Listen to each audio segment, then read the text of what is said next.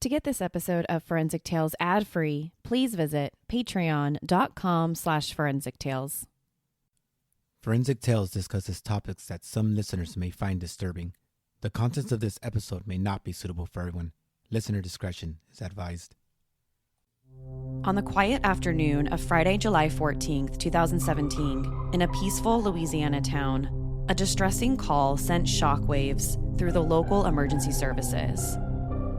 As the clock struck 2:30 p.m., 911 dispatchers were jolted into action by a frantic voice on the other end of the line. A house fire, raging with an eerie black smoke, had consumed the residence of none other than the fire chief himself. In a cruel twist of fate, the flames not only devoured the home, but held a deadly secret within their lethal grip. Can the ashes reveal the truth behind this devastating inferno? This is Forensic Tales, episode number 183, The Mysterious Death of Nanette Krentel.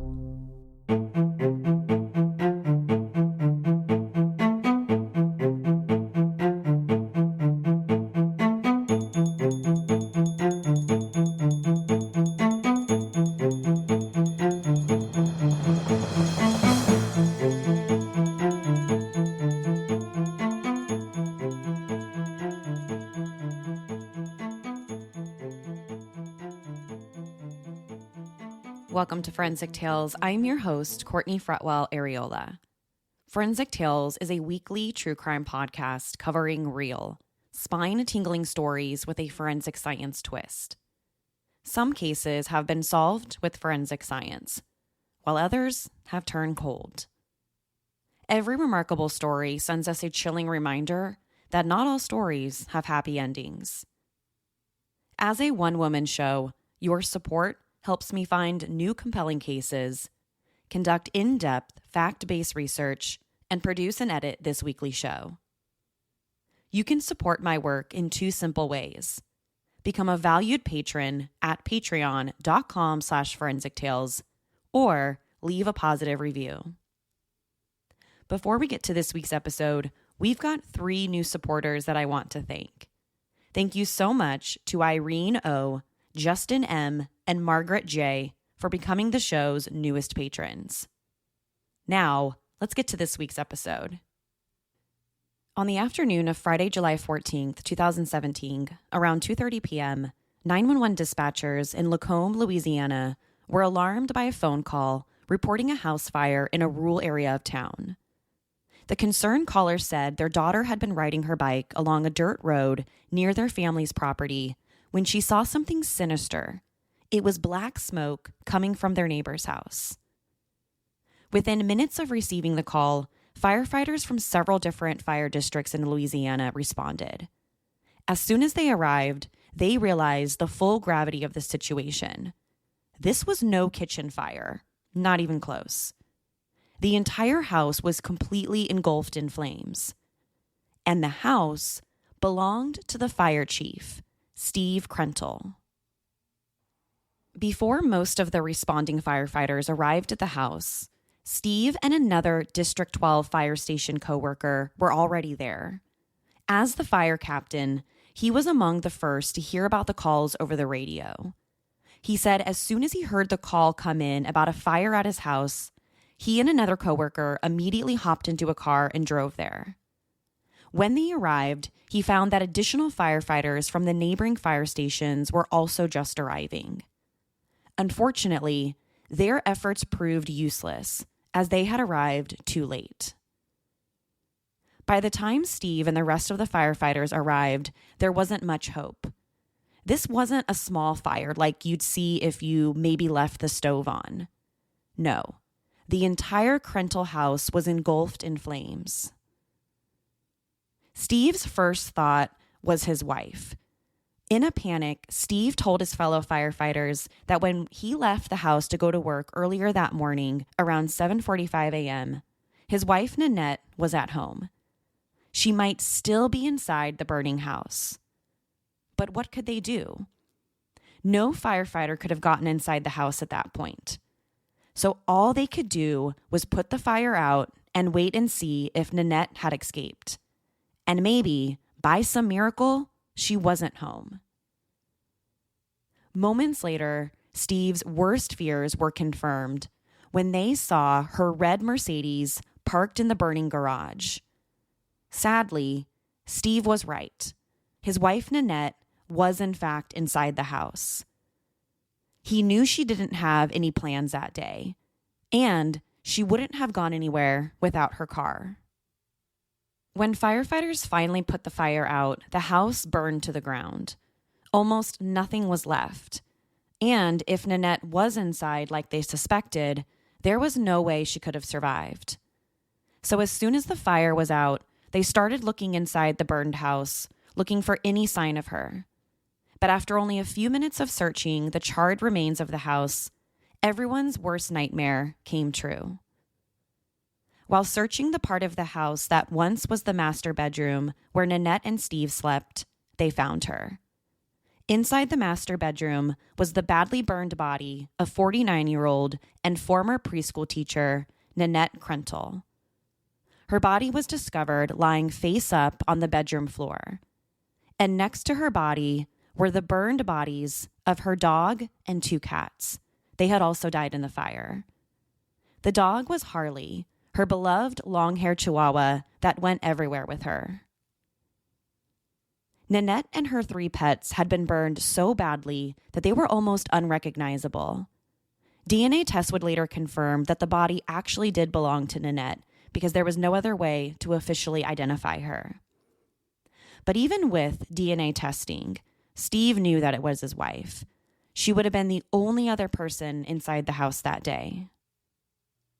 The Louisiana State Fire Marshal was called into the investigation around 4:00 p.m., and they were assigned to the case. Not only did they have a massive house fire on their hands, but now they had a death investigation. When the state fire marshal is called to a scene, their first job is to try and figure out how the fire started. They needed to know, was this an accident or did something else happen? So the Louisiana State Fire Marshal first searched the entire house for evidence, suggesting how and where the fire originated. If they were going to figure out what killed Nanette, they first needed to answer all the questions about the fire. Almost immediately, the scene seemed off. This just wasn't your typical house fire. Almost everything about the scene screamed, this isn't normal for a house fire. For starters, they found not only 1 handgun besides Nanette's body, but they found 2. Why would there be 2 guns next to her body if this was just a simple house fire? But even bigger than the guns was the question of where or how the fire started. Because the house burned so quickly, investigators knew there had to be some type of accelerant used. A typical house fire just doesn't burn that fast or intensely. So fire investigators decided to bring in 2 highly trained and experienced dogs to sniff around the house and see if they could detect any type of accelerant. When the 2 dogs arrived, they immediately picked up on 2 locations in the house with an accelerant. One spot was on a DVR in the living room, and the second spot was on one of Nanette's cats. Not only did this mean that there were at least 2 points of origin in the house where the fire started, but it also meant that one of her cats might have been set on fire. Within only a few hours of putting the fire out, the Louisiana State Fire Marshal suspected that it had been intentionally started. They wouldn't go as far as to say it was arson, but there was enough evidence inside the house suggesting that it was deliberately set. But if that was the case, who started the fire? To try and answer that very question, the police and fire marshal looked at the only person inside the house at the time, the victim herself, Nanette Krentel. She was the only one home at the time, and investigators wondered, could this have been some type of suicide? Did Nanette intentionally start the fire? According to the investigators, all the evidence inside the house pointed towards a possible suicide.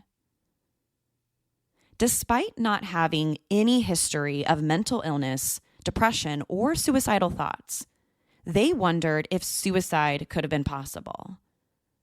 Although the house had 9 security cameras, all of the evidence and videos from the cameras were destroyed in the fire, so no proof existed. If Nanette did kill herself and set the house on fire, there was no video proof. And if she didn't kill herself, there was no proof of that either, at least not in the way of video evidence. Although investigators considered suicide, they couldn't stop there. They had to keep investigating. So the day after the fire, July 15th, Nanette's body was taken to the medical examiner's office for an autopsy. But her autopsy didn't answer anything. It only opened up a host of new puzzling questions. During the autopsy, the medical examiner found strange things that just didn't seem to make sense. Number 1, the medical examiner found no soot in Nanette's lungs, and this seemed to be red flag number 1. In many cases involving fire victims, you'd expect to see smoke in their lungs. That's because the number 1 cause of fire-related death is smoke inhalation. Once someone starts to inhale smoke during a fire, it may only take 2 to 10 minutes to either pass out or die. That's simply because the body isn't getting enough oxygen. Now, in Nanette's case, the medical examiner found no smoke in her lungs, which suggested to him that she might have already been dead by the time the fire started. Because if she were alive when it started, he probably would have seen some evidence of either smoke or soot in her lungs. But in this case, there wasn't anything. Her lungs were almost completely clear. So this was essentially the first real big red flag. But it wasn't only the status of her lungs that seemed strange. The condition of her head was even stranger. When the medical examiner looked at Nanette's head, he immediately noticed she had a single gunshot wound to her head, slightly above her right ear. This explains why she didn't have any smoke in her lungs. She was already dead from a single gunshot wound to the head before she would have died from smoke inhalation. And she had probably died before the fire even started. The medical examiner's findings at the autopsy seemed to change everything. If they had been sold on a suicide theory the day before, these findings had to have made them question everything. Was this really a suicide?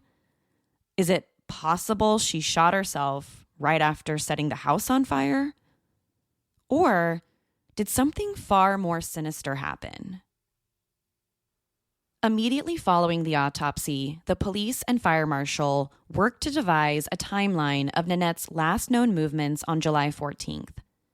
They wanted to see if she did anything that day, suggesting she might have been suicidal, or anything else that could shed some light on what might have happened. According to Nanette's husband, Steve, the morning of July 14th was a typical morning for both of them. After Nanette woke up, she went downstairs to the kitchen to make Steve breakfast and lunch to take to work that day, something that she did every day. After she was done, Steve told the police he left the house and headed to work at the fire station around 7:45 a.m.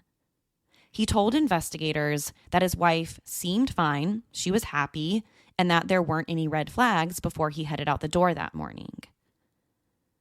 Investigators then started looking for any surveillance cameras in the surrounding area to see if they could spot Nanette's red Mercedes. They soon discovered that a little after Steve left for work that morning, Nanette's car was spotted going through a McDonald's fast food restaurant drive-thru. The police couldn't determine who exactly the driver was, but it was definitely her red Mercedes. They could also see a small dog sitting inside the car, which they believed was her beloved Chihuahua Harley that she was known to take everywhere with her. They also got her cell phone data and credit card information, suggesting that she was in fact in the area at the time and had used her credit card at that McDonald's location sometime around that morning and made a purchase for $7. More cell phone data suggested Nanette was back home by 9:11 a.m. A security camera installed in one of her neighbors' houses spotted the car driving up to the house just after 9 a.m. Based on the cell phone data, investigators also know that she placed 2 phone calls from her cell phone. One call was made at 10:03 to a local Kmart pharmacy. Now, it's unclear whether it was actually Nanette who placed the call. All the police really know for sure was that it was her cell phone used to call the pharmacy. No one at the Kmart recalled ever speaking with a woman named Nanette Krentel. And even if it was her, she might not have spoken to someone. It is possible that she simply used an automated system to maybe refill a prescription. Now, a second phone call was also made from her cell phone, but this time it was at 1:30 p.m. Now, this second phone call is really strange because the call was placed to an unknown number. When the police spoke with the person with that phone number, they said they never talked to Nanette. And even stranger, they said they didn't even know who she was. So this second phone call at 1:30 p.m., just before the fire, is a little bit of a mystery. Who was Nanette trying to call, and was it actually her using her cell phone? Less than an hour after that second phone call, the police received the 911 call about the fire. The day after the fire and the same day as Nanette's autopsy, her family flew in from Iowa. They were completely devastated by the news, and they grew even more upset once they learned the police considered this a suicide. But according to Nanette's sister, the police never once reached out to speak to them. They didn't ask if she had ever talked about committing suicide or to find out more about her history or background. According to the sister, the cops never spoke to them in the early days of the investigation, which they found strange, especially since they had a lot to say. The family had their own theories about what might have happened to Nanette. The first person Nanette's family wanted the cops to speak to was her husband, Steve. Not only was it eerie for Nanette to die in a house fire when her husband is the fire chief, but then there was also their rocky relationship. Although they had been married for over 20 years, Nanette's dad thought that Steve was always very controlling, especially when it came to when she was allowed to spend time with her family. They also said that Steve had an affair with another woman about 2 years before the fire.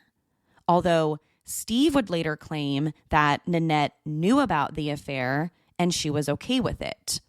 Her family wasn't as convinced. But her cousin also noticed something. According to her cousin, Nanette always had strange bruises and marks on her. When she asked Nanette about the bruises, she could never really explain where they came from. She would just simply brush it off and say she didn't know. Although there had never been any reported incidents of domestic violence in the house, her family never understood where the bruises came from. Immediately after the fire, the police sat down and spoke with Steve, who told them everything they did before he left to work that morning. But they also wanted to talk to him about his relationship with Nanette.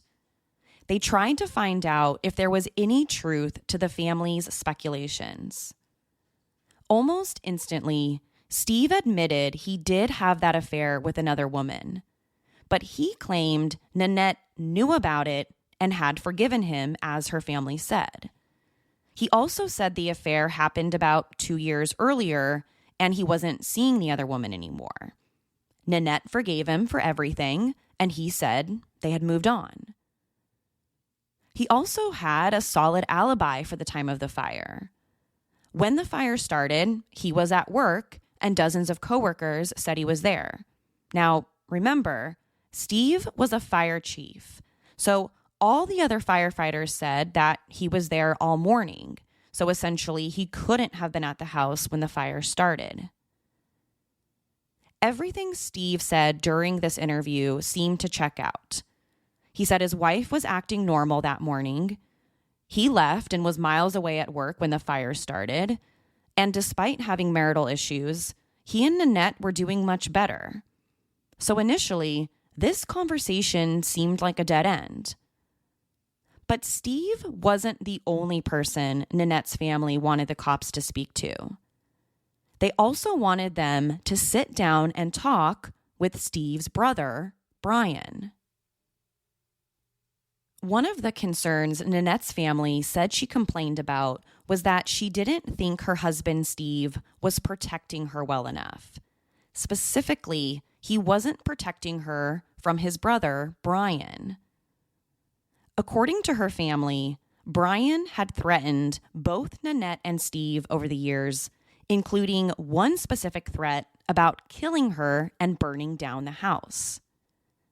This particular threat stemmed from an incident where Brian was arrested for a DUI and blamed going to jail on Steve and Nanette. He said being arrested was their fault and wanted to kill Nanette and burn down the house. But where exactly does a threat like this come from?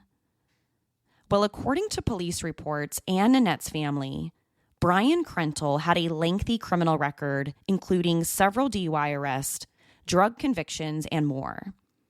Over the years, Steve and Nanette did their very best to try and help him out. Brian would get arrested, and Nanette and Steve kept bailing him out. This went on for years.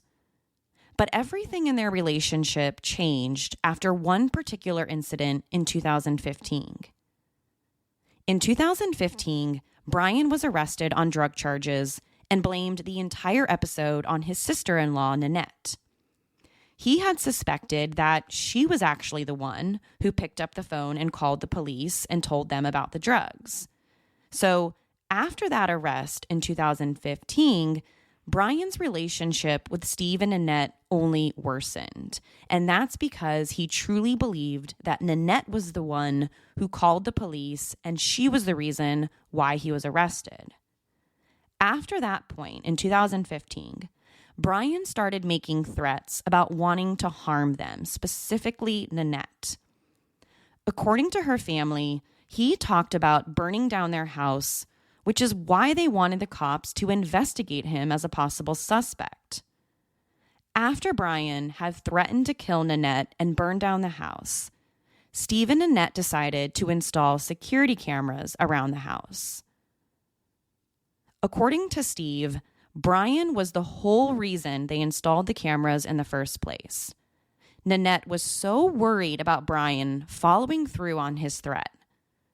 But unfortunately, all 9 of the security cameras were destroyed during the house fire, so investigators couldn't review them. Plus, all the video was stored in the DVR that was also burned in the house fire.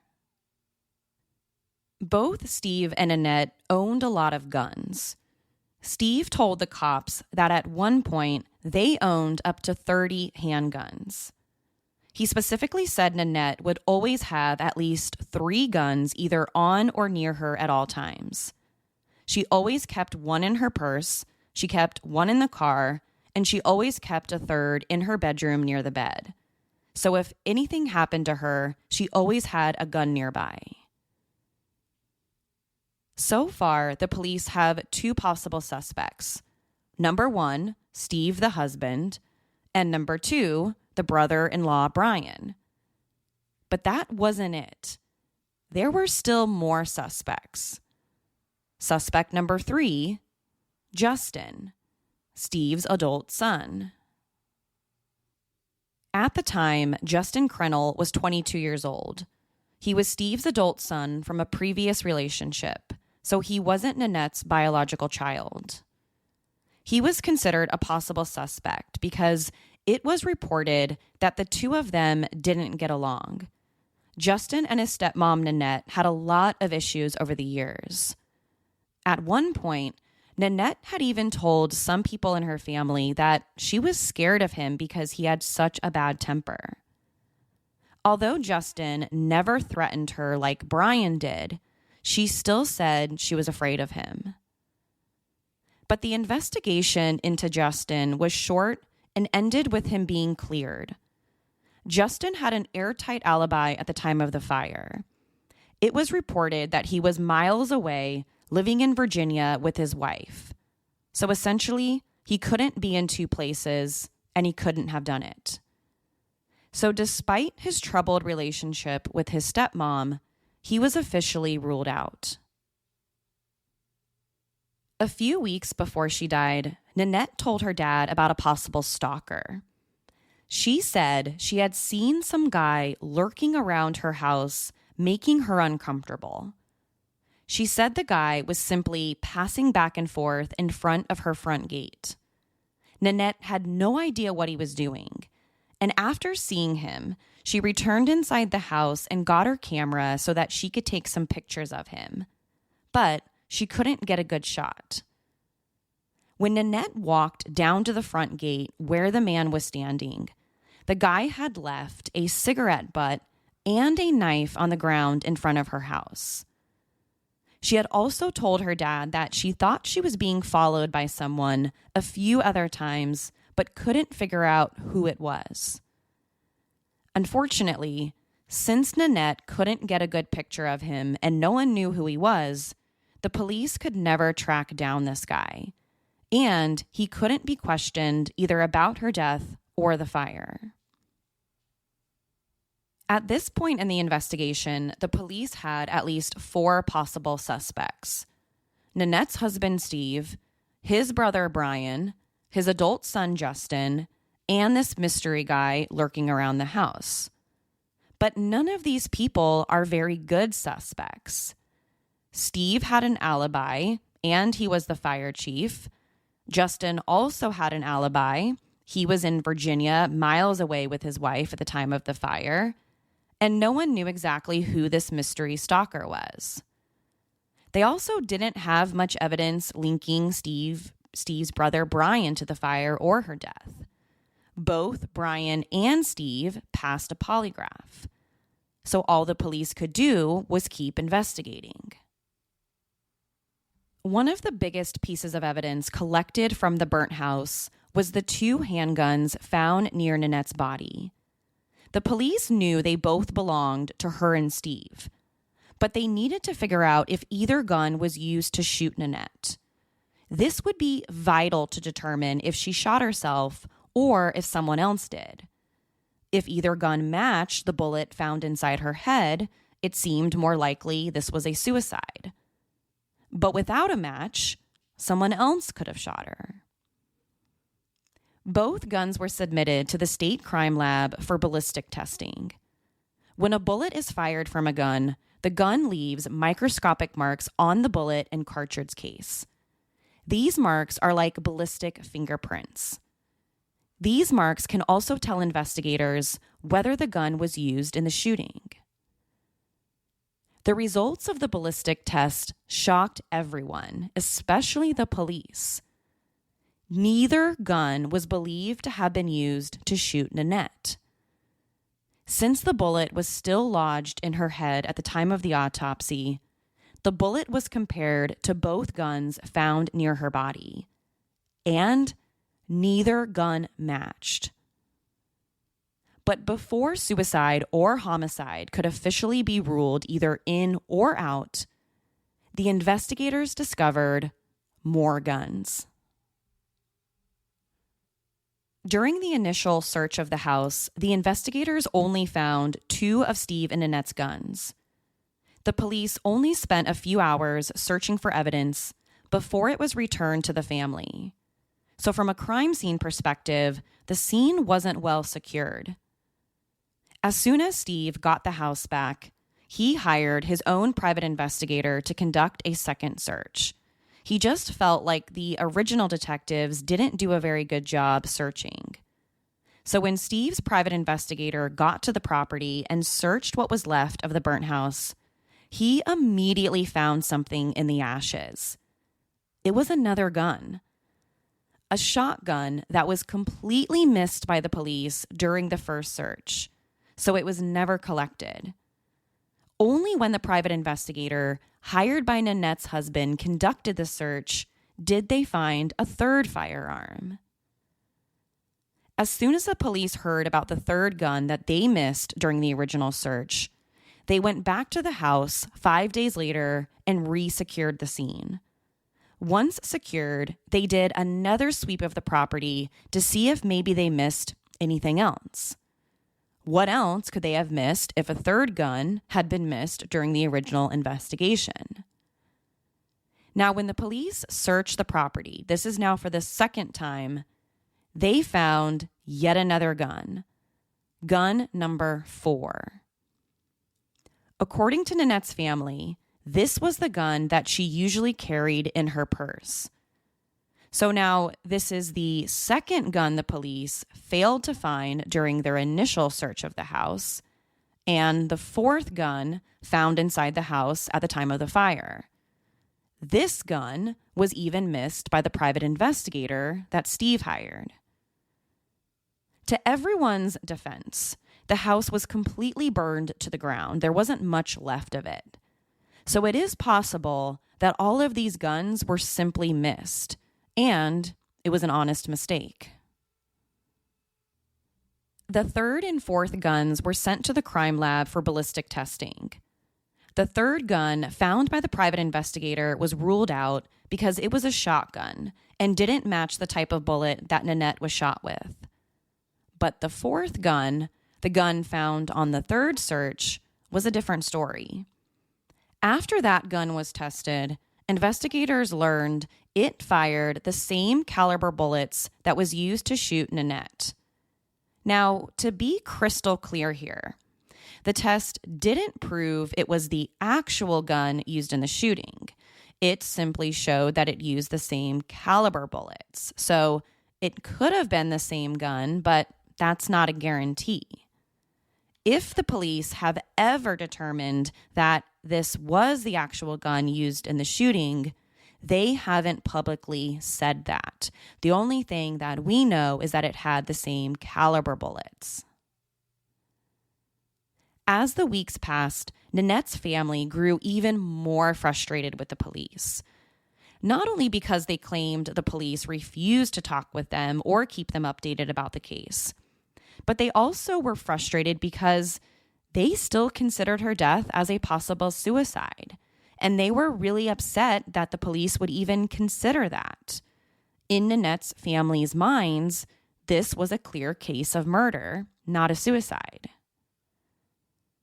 Frustrated with the lack of progress in the case and the assumption that this might be a suicide, the family decided to hire their own pathologist to perform a private autopsy. Fortunately for them, they decided to preserve Nanette's remains so that they could perform a second autopsy. They hoped that a private autopsy would find new insights. They hoped new insights would finally clear the air about suicide. On September 13th, Nanette's second autopsy results were released, and according to the pathologist, her death should be officially ruled a homicide. In his ruling, he specifically noted how no smoke was found in her lungs, suggesting that she was already dead by the time the house was set on fire. He also pointed out how she was shot once in the head and the gunshot wound to her head killed her. And based on his findings from the second autopsy, Nanette's death should be investigated as a homicide and not a suicide. But the police disagreed. In a press conference held shortly after the second autopsy results were made public, the sheriff's office said that they don't necessarily agree with these findings. They still believed this might have been a suicide despite what either the first or the second autopsy found. They also said in this press conference that additional evidence needed to be tested in the case before they would agree to investigate this as a homicide. Now, to this day, what that evidence is, the evidence that they see or they said needs to be retested, remains a mystery. and it's unclear whether it's actually been tested or not. Even after the press conference, Nanette's family wouldn't give up. So they decided to have her autopsy results reviewed by a third pathologist to get yet another professional opinion. In late September, another independent pathologist, Dr. Thomas Bennett, reviewed the autopsy results. On top of the autopsy, he also performed a skull reconstruction on her remains to understand the gunshot wound better. Based on his independent review, he also thought her death was a homicide. Dr. Bennett believed the gunshot wound to her head would have killed her instantly, and she wouldn't have been able to start the fire herself. He thought that if she had started the fire, she would have had a significant amount of smoke in her lungs, but she didn't have any. But Dr. Bennett also found one more thing that everyone else seemed to miss. According to Dr. Thomas Bennett, there was a lack of blistering on her body. And this lack of blistering suggested that the fire did not reach her until she was already dead. He also said there wasn't much blood around Nanette's body, as you'd expect to see involving a gunshot wound to the head. And according to him, this suggested she might have been moved after she was shot. And if that's true, she couldn't have shot herself, and this can't be a suicide. A little over 2 months after Nanette's death, the sheriff's department had 3 different autopsies that all pointed toward homicide, but they wouldn't publicly admit anything. The police also said Nanette's husband, Steve, was officially cleared as a possible suspect because he had an airtight alibi. They said that he had been extremely cooperative from the start and even passed a polygraph test. But just because he was officially cleared of any wrongdoing in his wife's mysterious death, that didn't mean he was off the hook. In November 2017, Steve became the subject of a civil service probe that alleged he had an inappropriate relationship with a female coworker at the police department. This was allegedly the same woman he had an affair with that Nanette knew about. The problem was Steve was the fire chief, and the woman he allegedly had an affair with was one of his subordinates. So in November 2017, a civil service probe into the incident was launched, but it had nothing to do with the fire. 6 months later, in May 2018, Steve was officially removed from his position as fire chief, but was still allowed to work for the department in another administrative role. But a few months later, he retired from the fire department entirely after serving for 20 years. As the months went by, Nanette's family grew even more frustrated with the lack of progress in the case. Even after 3 autopsies pointed toward homicide, there had been no arrests. But Nanette's story doesn't end there. The case took an even stranger turn about 5 months later when Nanette's sister started receiving anonymous emails from someone claiming to know more about her sister's death. 5 months after the fire, Nanette's sister, Kim Watson, received a strange email from someone with the email address justicenanette@yahoo.com on December 29th, 2017.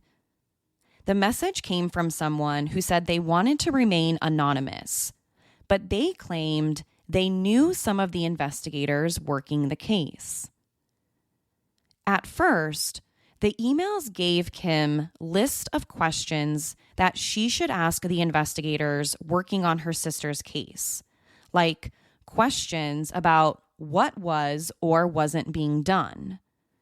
The email also questioned why some people, like Steve, Nanette's husband, and his brother Brian, were given polygraphs so early in the investigation. It read, quote, "Why in the world would someone be given a polygraph prior to all the evidence being obtained?" End quote. But Kim didn't simply receive one mysterious email about her sister's death. She didn't receive 2 or 3. Over the next 2 years, Kim received 10 emails from this mysterious person using the email address justicenanette@yahoo.com. But who was this mystery person? It almost seemed like it had to be someone really close to the sheriff's department. Maybe they were a cop themselves. Because who else would know what type of questions the family should ask the police? In one of these emails, the person who wrote it said that a consultant was called in to help the sheriff's department with the investigation. So the family decided to go to the police and ask them if this was true. Did they bring in a consultant? As the email said, they wanted to know. But first, the sheriff's department wanted to know who told them about this. How did they know about this consultant? The police had never announced it publicly. So that's when Nanette's sister told them everything about the emails she had been receiving. After that, the police went to a judge requesting a search warrant for the person who registered the email address justicenanette@yahoo.com. Once they had the search warrant, they discovered a former federal agent created the account and sent the emails to Nanette's family. The former federal agent was Jerry Rogers. Although Jerry Rogers worked as a federal agent, he used to work for the sheriff's department overseeing Nanette's case. But how did Jerry Rogers have all this information about the investigation? And why did he get involved and send those emails? After a little bit of digging, it was discovered that his former partner was giving him all the information because his former partner worked for the sheriff's department. But the answer to the question, why did he get involved, isn't as clear. To this day, it's a mystery why Rogers got involved, created the fake email address, and started emailing Nanette's family. Once it was discovered that Jerry Rogers, a former federal agent, was behind the emails, he was arrested for criminal defamation. Now, he wasn't being arrested for providing Nanette's family information about the ongoing investigation, but instead, he was arrested for criminal defamation. In other words, his emails also included a lot of criticism of the sheriff's department. In these emails, or at least in many of them, he basically said that the sheriff's department was useless and would never solve the case. He also talked a lot about several conspiracy theories involving the department. Now, as of today, the criminal charges against Jerry Rogers are currently pending. And it's a mystery why he decided to involve himself in Nanette's case. Over the years, Nanette's family has remained relentless in their search for answers. And over the years, they've considered that she might have been killed the day before the fire. According to the family, there are at least 2 reasons why they think she might have been killed earlier. Number 1, her social media activity stopped around 10:30 p.m. the previous night. And according to them, this was extremely unusual because she was always known to be very active on social media. And number 2 was the McDonald's surveillance video. In 2018, the family was finally allowed to watch the surveillance video of Nanette's car in the drive-thru. But after the family watched it, they had their doubts about whether it really was Nanette driving. Because the video is so blurry and grainy, it's impossible to say whether or not it's actually her. Yes, it was her red Mercedes, her car, but according to the family, you can't actually tell if she's driving or not.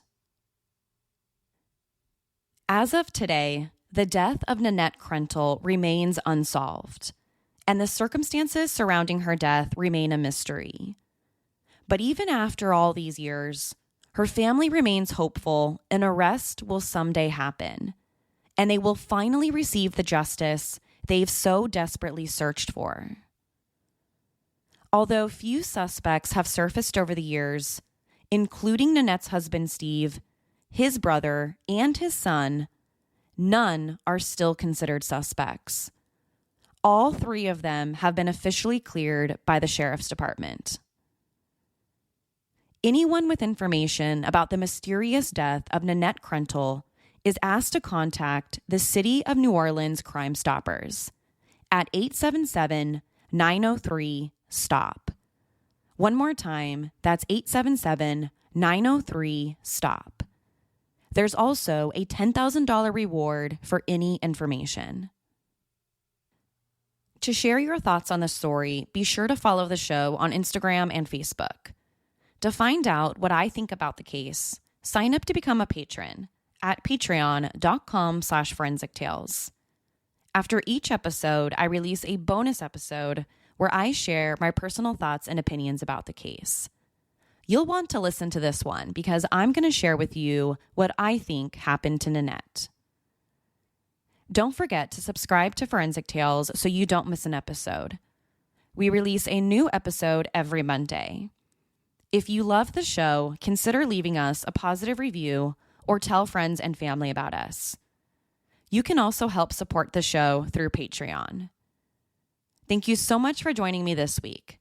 Please join me next week. We'll have a brand new case and a brand new story to talk about.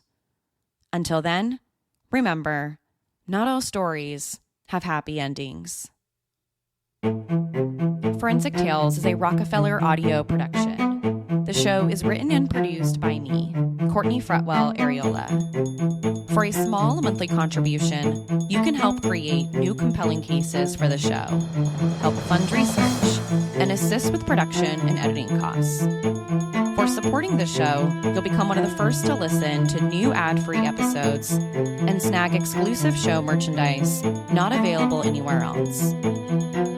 To learn about how you can support the show, head over to our Patreon page, patreon.com/forensictales, or simply click the support link in the show notes. You can also help support the show by leaving a positive review or telling friends and family about us. Forensic Tales is a podcast made possible by our Patreon producers, Tony A., Nicole L., David B., Paula G., Nicole G., Christine B., Karen D., Sherry A., Michael D., Nicola, Robert R., Jerry M., Brian W., James C., Natasha K., and Julia S. If you'd like to become a producer of the show, head over to our Patreon page, or send me an email at Courtney@forensictales.com to find out how you can become involved. For a complete list of sources used in this episode, please visit forensictales.com. Thank you for listening. I'll see you next week. Until then, remember, not all stories have happy endings.